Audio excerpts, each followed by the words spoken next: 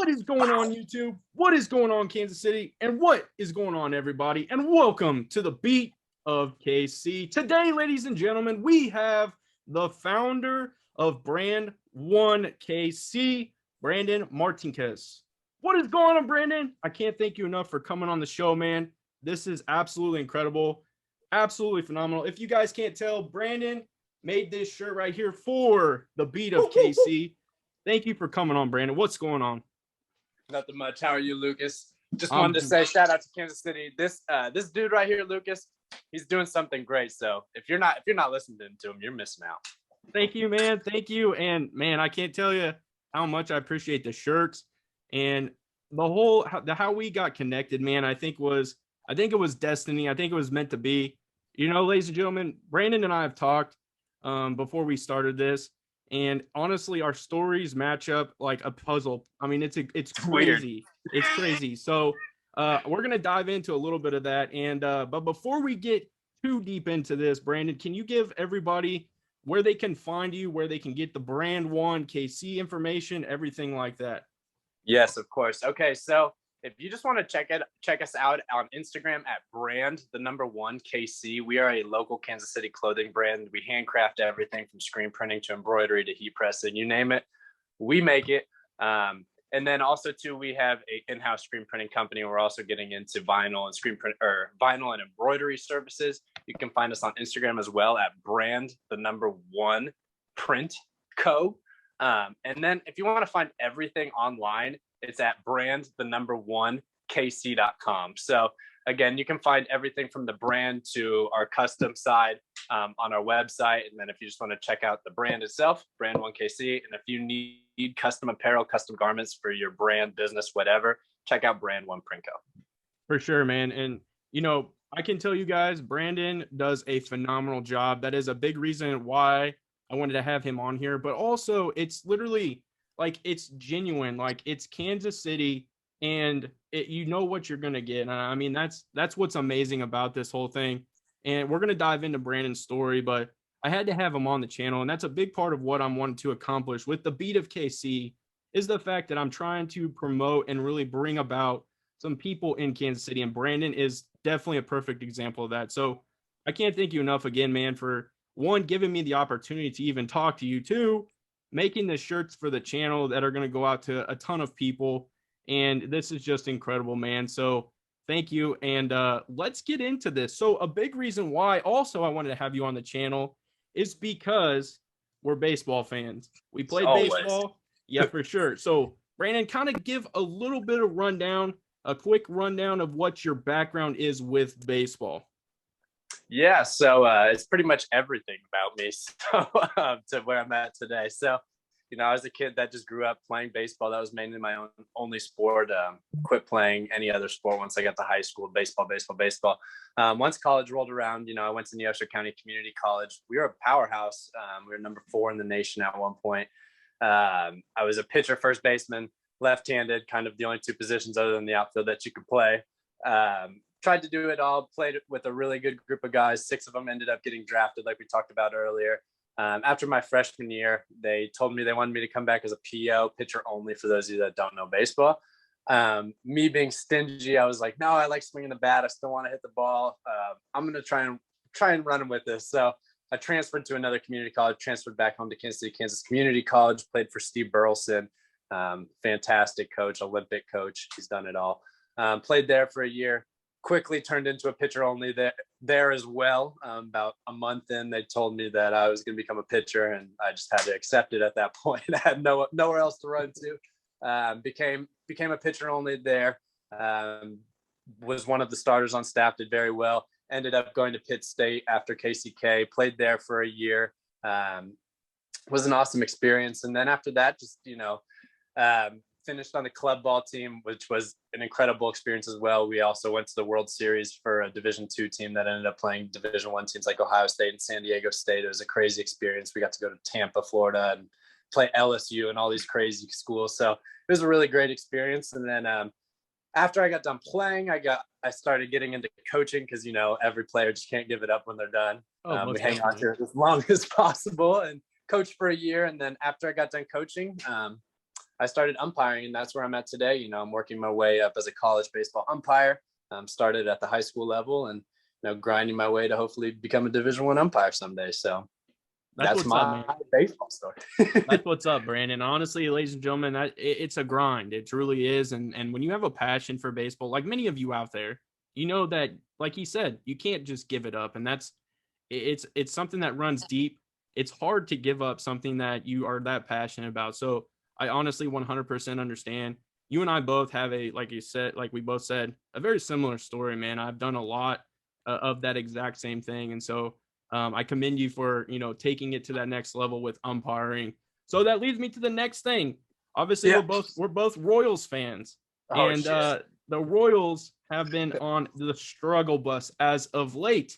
I have the All-Star game going while we're talking. Last night, we see Salvi put on an absolute show, man. First of all, I want to get your thoughts on the home run derby. Is it something that you just enjoy as a fan? Because I slapped a TV outside, threw some dogs on the grill, hung out on the deck, and just watched the home run derby last night. So, what were your thoughts about the home run derby? Are you a big fan of it? What's going on? Absolutely, dude. I think I told my girlfriend this. It is the slam dunk contest of Major League Baseball. It is the best event during All-Star weekend. Everybody watches baseball to see home runs. Like, obviously, we have an issue today with home runs and strikeouts. But last night is literally home runs, no strikeouts. Like, it's so awesome to watch these players just hit nukes, absolute nukes, compete against each other. I think the time clock is one of the greatest things they put into it, so we don't have players stalling. It makes it fun for the fans. It makes it competitive for the players. I love the home run derby. I'm a huge fan of it. Salvi, dude, Pete Alonso, why'd they have to freaking put him against him in the first round, dude? Yeah, and I that's something I talked about last night. As me and my wife were sitting out there watching it, I want to know how they determine the seeding, because how Shohei Ohtani was number one and Pete Alonso was number four, I believe. That doesn't Yeah, make any sense because he's the defending champ. He should have been number one.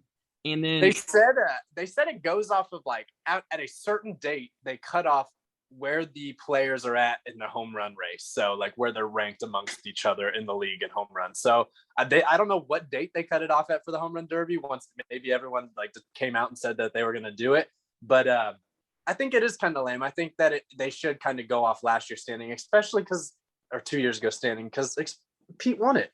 he should have easily been number one. Then maybe go from there down, and that's how it should have been done. But yeah, I agree, because I mean it, and it is apples to oranges at times when it comes to some things, because yeah, Salvi could have continued on, but Pete put on a freaking show. I mean, that dude was hitting absolute Yagidamises out of the stadium, man. Like, he was hitting some bombs, and you could just sense it. He was head bobbing. He was enjoying what he was Yep. doing.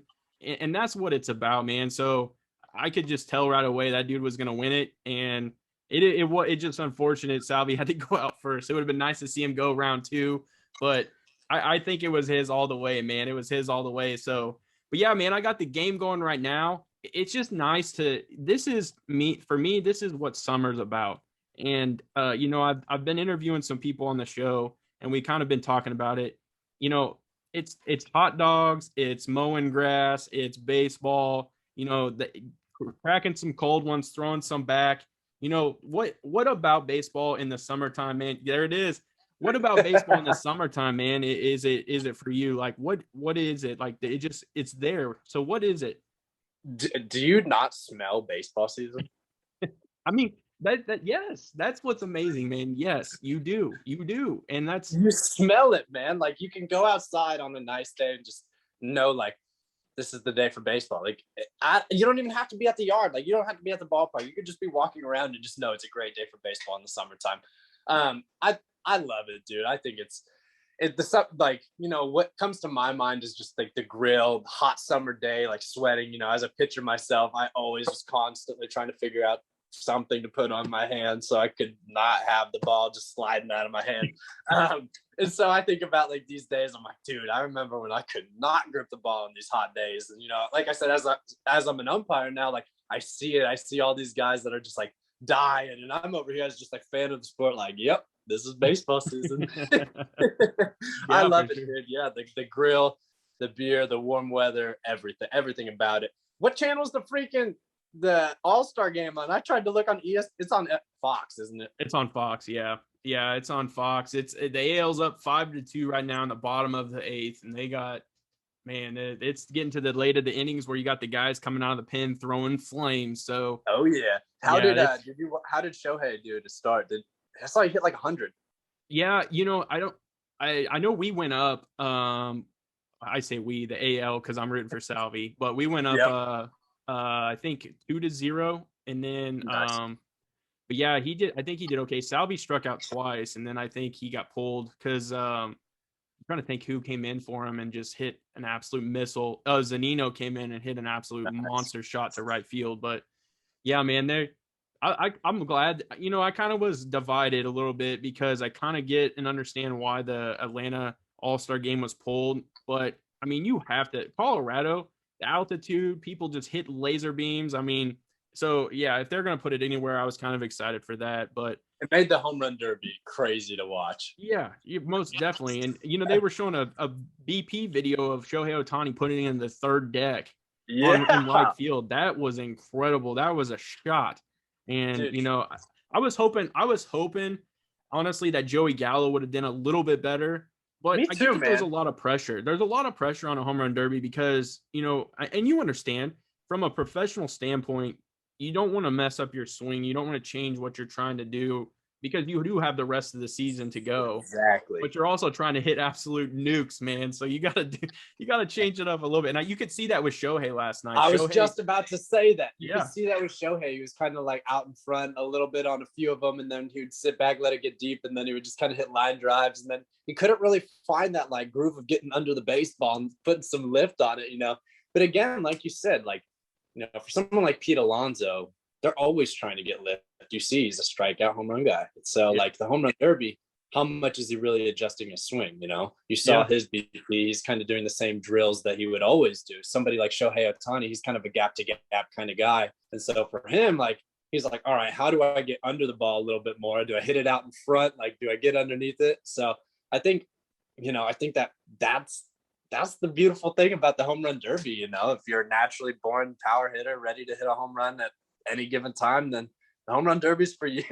Yeah, man. I love, that's as a first baseman, that's what I tried to do. I mean, I tried to obviously hit for average, but man, if I had the opportunity to just hit an absolute moonshot that I actually have. So I played slow pitch softball. I still dabble in it every once in a while, but I had a jersey that was made on the back. It says moonshot because that's literally my swing when I get up there is exactly what we saw last night. I just try to send it to the moon, man, and it's so much fun. It really is. So, but man, Lucas, what's the most amount of home runs you had in a season? Go. 10. Nice. There you go. Double digits. That was at least my goal was 10. There you go. Yeah. So yeah, when we played, for those of you that are watching and you're like 10 home runs, that's not a lot. Let's see you do that.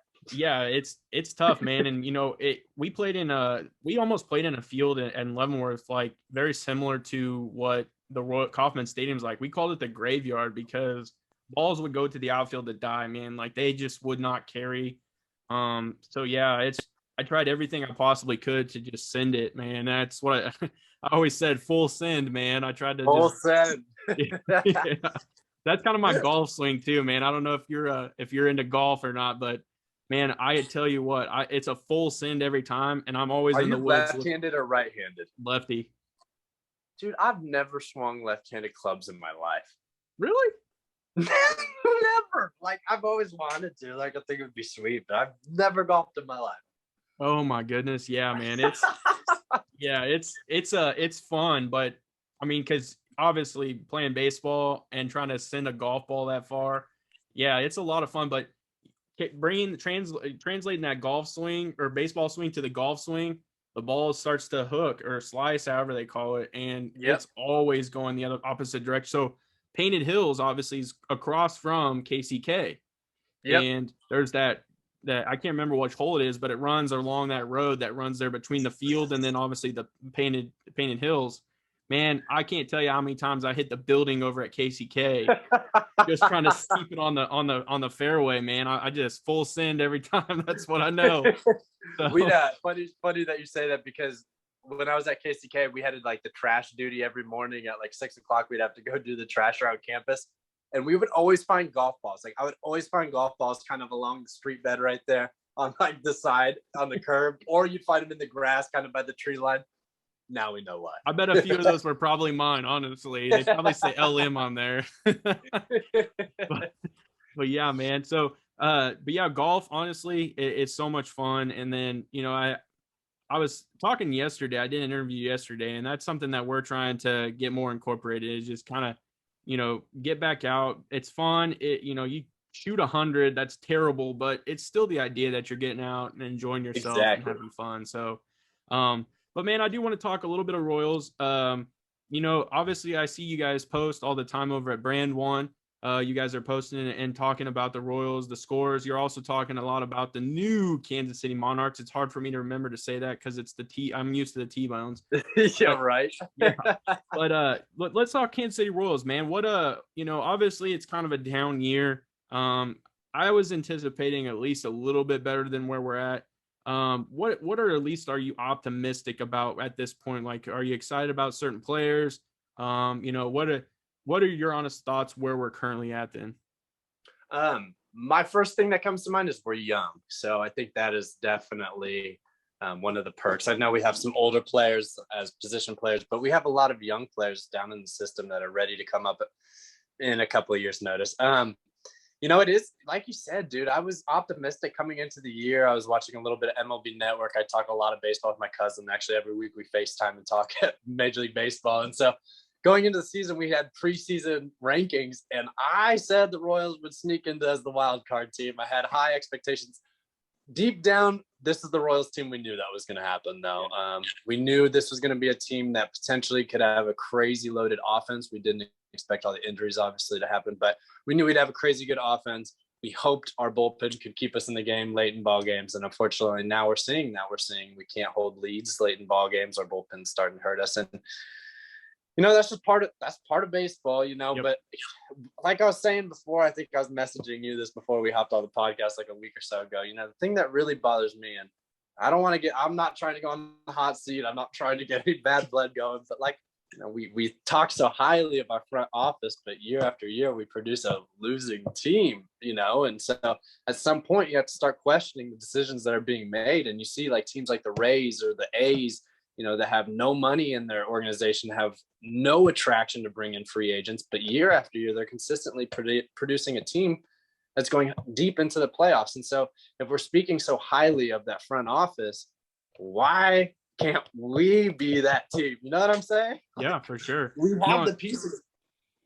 But yeah, for sure, man. And honestly, that is a question. I think my personal opinion with Dayton Moore is you have to be able to see we're going to have to see this young pitching through, and I think you have to at least see 2 to 3 years of Bobby Witt's class, basically.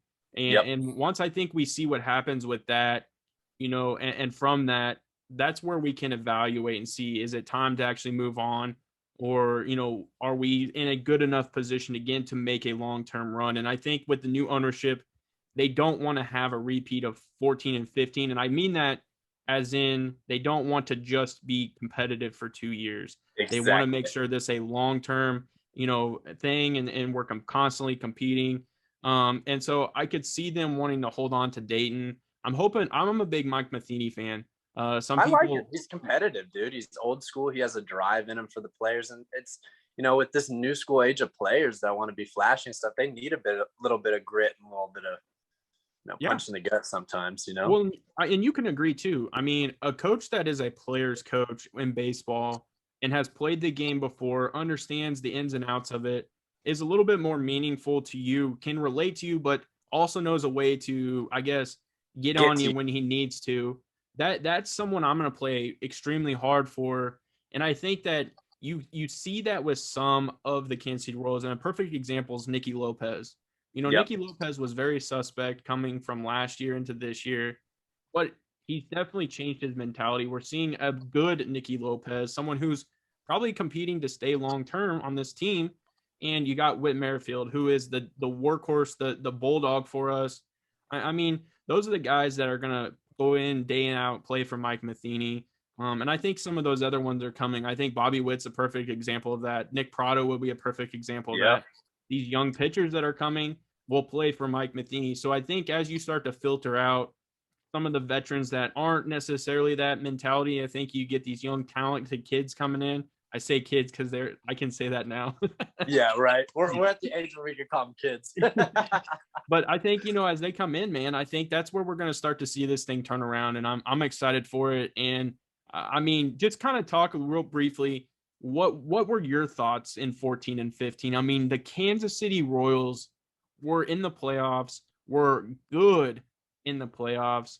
What you have, like a sense of pride? Like, let me know. So yeah, dude. And what's crazy is because what was our record in 13? We barely missed the wild card, right? Yeah, I wish I remembered. Yeah, it was close. It really was. So going into 14, I remember like being kind of optimistic about it, but you know what? Like you look at that team, and that 14 team was, there's some suspect names on there. And so, what it ultimately told me was they were a team that, was tight in the locker room, tight on the field. They all knew their role. They were willing to do whatever for the sake of the team, and like, played great team baseball. There was nothing that stood out. Obviously our bullpen during those years was absolutely amazing, but other than that, like, Kauffman Stadium's huge. We didn't have big power hitters. We had a little bit of speed. Thank you, Gerard. That's what we do. And we had Salvi coming up, obviously key hits. And so I think we just played as a team. I don't know if I was necessarily expecting them in 15 to just repeat it like that. I knew we were going to be good. But really, it was, in my mind, it was like, who are we going to acquire during the All-Star or during the trade deadline that was going to like give us that push to give us that second year back to back.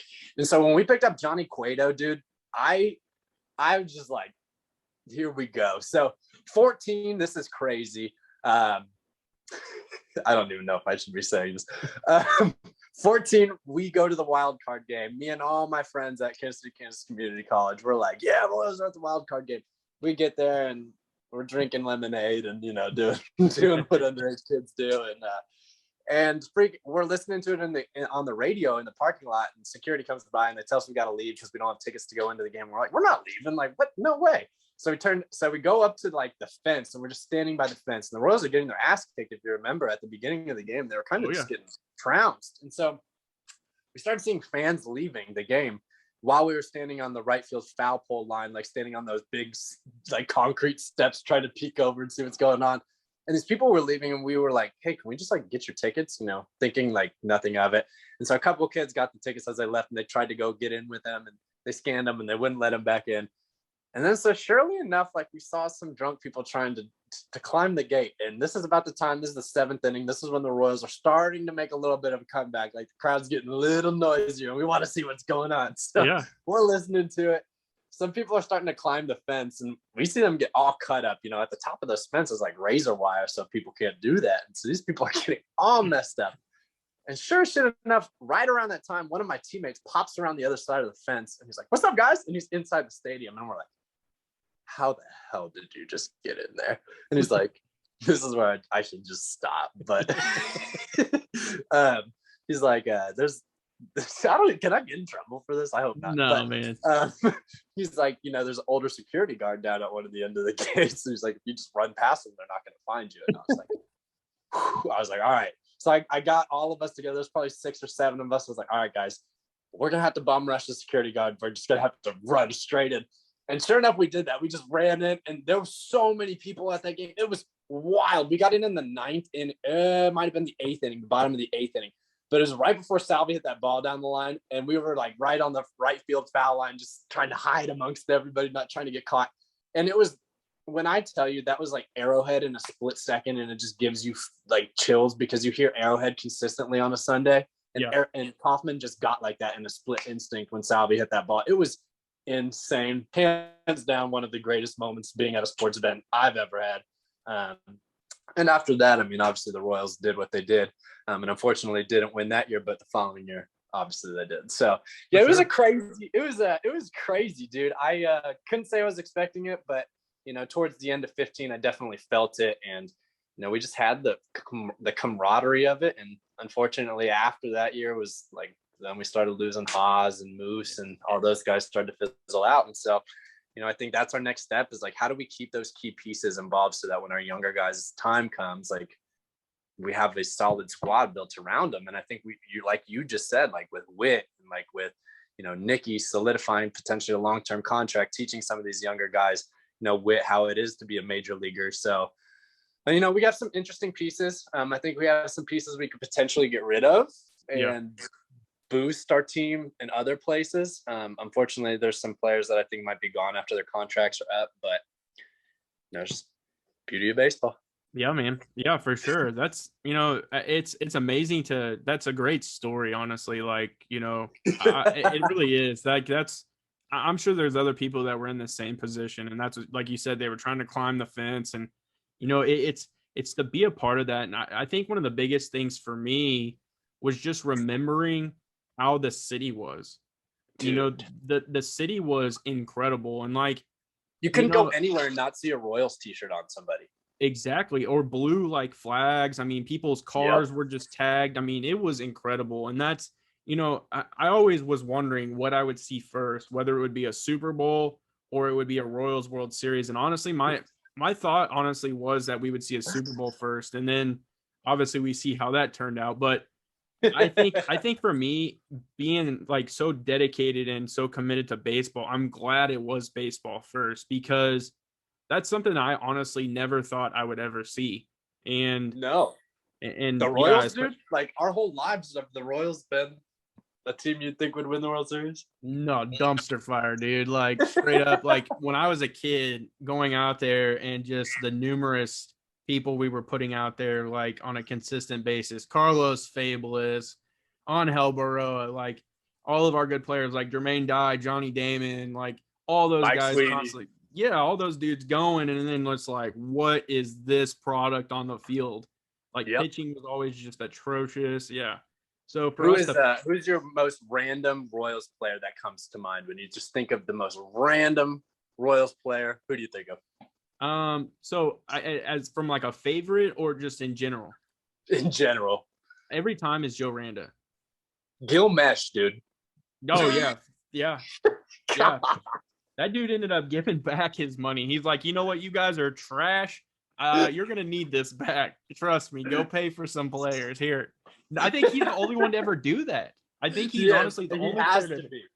So yeah, man. I was always a Joe Randa fan, but the reason I always think of him is because he always smiled. Like as a pitcher, man, that would piss me off. Like, dude, quit smiling at me. And then he's like getting it. Oh, dude, it was just I don't even know if he was smiling on purpose. So that was me, dude, as a pitcher. As you can see, I'm always smiling. So like, even if I just hit it, dude, I'm just kind of smiling at you.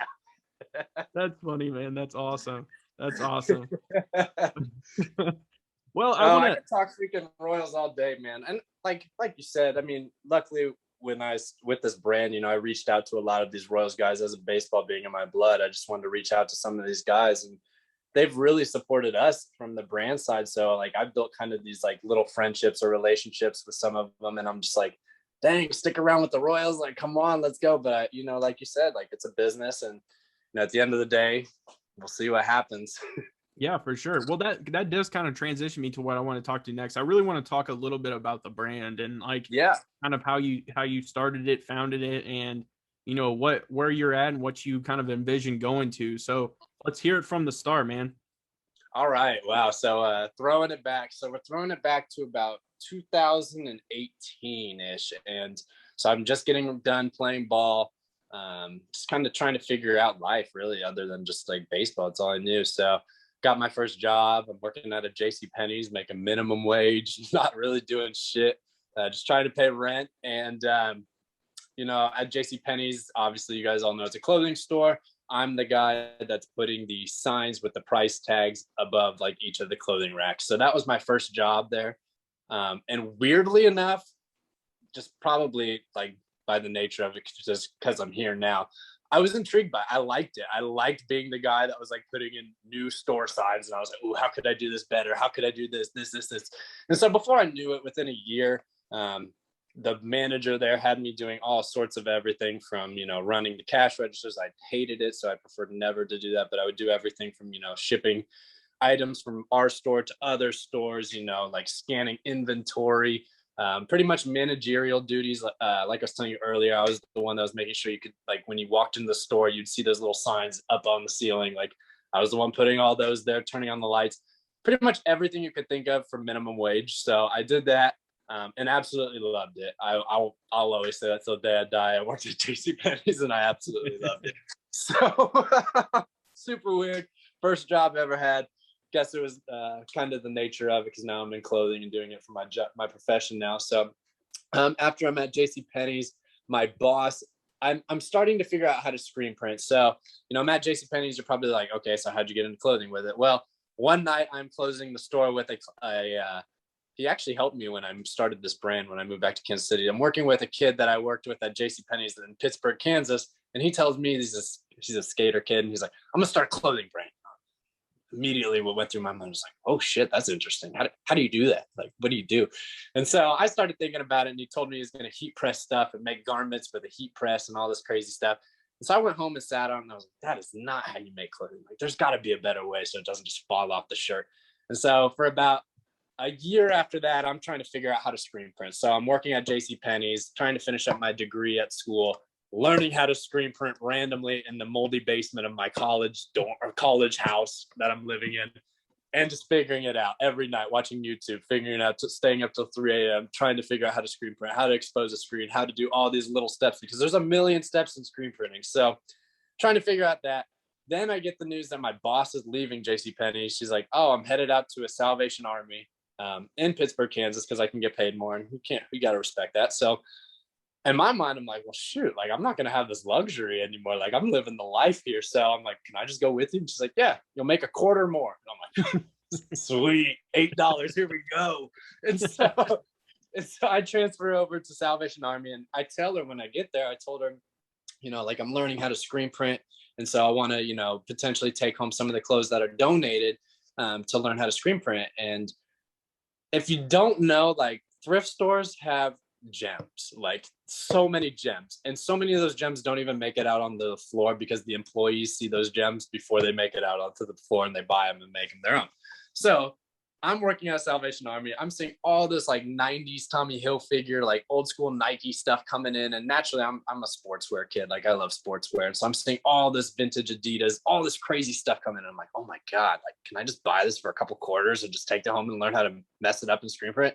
And my boss, who's awesome, she's like, no, honey, just take it home. And I was like, whoa, all right. So I'm like taking home, probably pieces that somebody could flip and sell for $50 a shirt. And I'm just destroying it, learning how to screen print, like messing it up to beyond belief. And so there were so many nights where I was like, what am I doing? Like, this is such a lost cause. And, you'd get those little sparks from a friend that's like, love your shirt, dude. Like, keep doing what you're doing.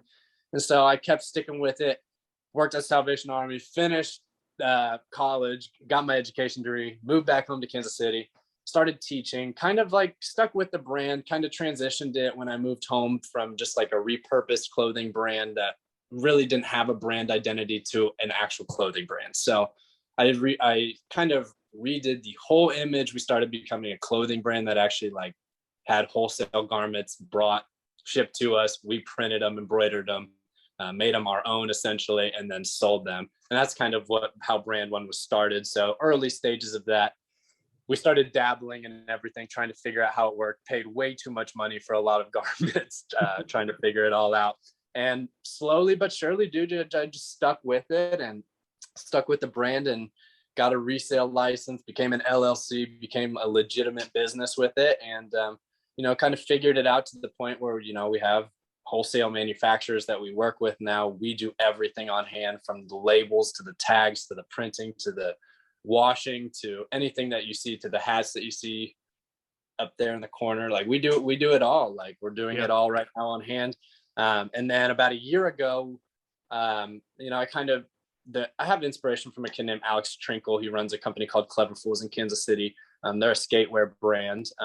He's a young cat who screen prints. He got into screen printing, and it's, one of these niche industries where if you find somebody that's in the same community as you kind of just want to like talk to them and pick their brain and figure out like everything about them. And, so learned how to figure out screen printing really to the commercial level that I'm at now, through him. And about a year ago, I decided that I was going to take the skills that I've learned through all of this freaking craziness and start Brand One Print Co. And Brand One Print Co. is really just for outside clients and customers and brands and people like you who want custom shirts. Yeah, like those. I printed those literally all today.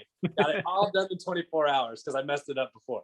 But I started Brand One Print Co. because there were people starting to reach out and they're like, "Whoa, dude, I love what you're doing, but can you make this?" And I'm like, "Yeah, I can do that. Like, sure, of course I could do that." And so, I started that, and it's slowly but surely building. And like I said, about a year ago, I was running all of this out of a guest bedroom out at the plaza, and still I was kind of at the breaking point where I was like, do I move this to the commercial level that I'm at now, or do I kind of just stick with the DIY and kind of run it out of a bedroom, but not be able to accept the 200 piece order or the 500 piece or the 700 piece orders that are coming in? And so I had to make that decision. Like, you can't live where you want or something. You can't have the best of both worlds sometimes. So we had to make the decision that going like this, the dream is to eventually have a shop, in a storefront.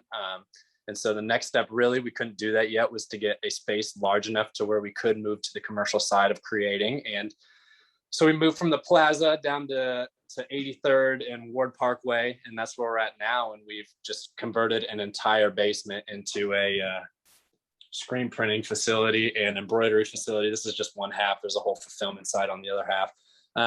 And really, this is just the next step. So I guess after this, like you said, to follow up your question, what's next? Our next step is to hopefully, get a shop, get an actual shop storefront, a shop in the back, preferably wall it off, and then a storefront in the front.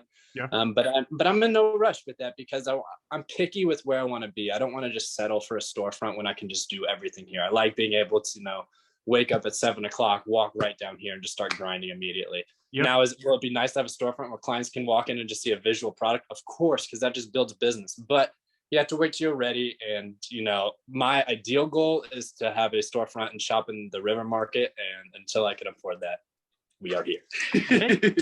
That's sick, man. That is sick. That's I look forward to that. I'm hoping that happens for you. And I really do look forward to that. I think it'd be cool. I think what would be sick too is to do a podcast out of there too. That'd be pretty dope. But what's crazy, dude? I have all the podcast stuff because probably 2 years ago I was like, dude, starting a podcast would be sweet. So that would be so sick, dude. And you're always welcome. You're the host of the Brand One podcast. I appreciate it, my friend. I appreciate it, dude. I'm telling you what, I'm gonna rock the hell out of the apparel that I got, and I plan on getting way more. So, oh, dude, I'll have to send you some care packages. Don't even worry about it. I got you. I got you. That's what's up, man. That's what's up. So, well, that's the story of it, guys. And I'm telling you, I honestly am telling you, this is top notch. This is incredible.